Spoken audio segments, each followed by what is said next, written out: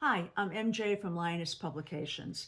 And a few months ago, when I was looking at Vance's chart, I had noted that I thought back then that right around this time we were going to start to have power struggles in the Trump administration. And this is via the cabinet officials. And some of this has to do with Trump not being at his best health. I think people are starting to assert power.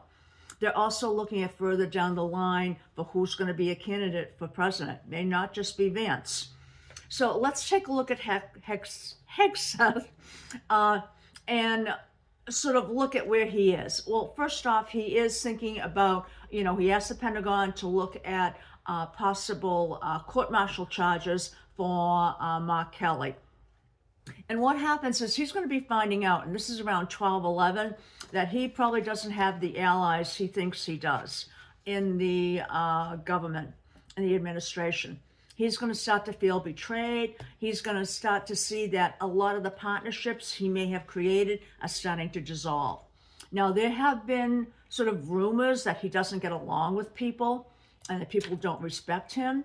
So in effect, some of this may be becoming a little bit more out in the open. Now, he's going to be facing some uncomfortable truths. But more importantly, as we move into around 12/22, what happens, we have another angle that indicates he's going to be having a lot of confrontations at this time. So it may end up being a turning point. So in effect, people are going to be saying, is he being aggressive for the right reasons? And we're probably going to see no. He's not. You're going to see some visible clashes with rivals and maybe even allies that he's had.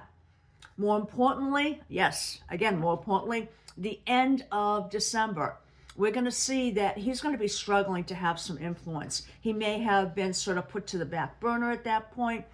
There may be misuse of power and also overreach. So at this point, I'm thinking that he's going to have a tough time sort of getting whatever he wants done. So he may actually be being pushed out at this point or like sort of sidelined.